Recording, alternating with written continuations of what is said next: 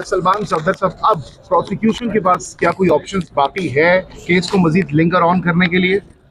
देखिए, ऑप्शन तो हमेशा होती है सुप्रीम कोर्ट जाने की या ऑर्डर्स को चैलेंज करने की, मगर यहाँ गुंजाइश कोई नहीं है। इंटरिम ऑर्डर्स अगर आप देखें तो दे स्पीक फॉर देमसेल्फ कि कौन यहाँ पर गलत है और कौन दुरुस्त है।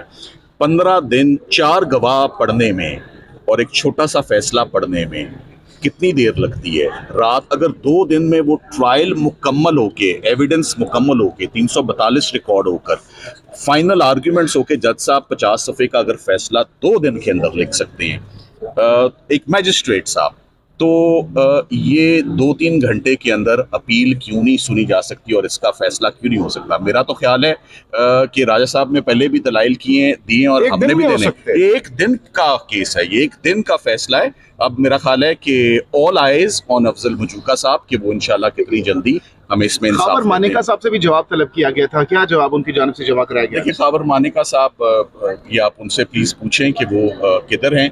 पर मेरा तो ये ख्याल था कि जो यूजुअली कहा जाता है कि डिले क्यों था, पर मैं एक्सपेक्ट ये करता था कि ये इस्तगासे में भी आया कि 5 बच्चे हैं, तो एटलीस्ट उनकी वालदा का ये राइट बनता था कि वो खबर मानेका साहब के 5 बच्चों के साथ अपनी ईद घर पे गुजारती और ये आज इस पर कार्रवाई होती। सो ये जो डिले आ रहा है, जितना भी प्रोसीडिंग्स को सबोटाज करने का, लिंगर ऑन करने का, ये सब खबर मानेका साहब और सरकार की जानिब से। साहब के जो वकील साहब थे ट्रायल में भी और इस अपील में भी, आज उन्होंने कहा कि अब मैं उनका वकील नहीं रहा, वो कोई और वकील करेंगे अपील में।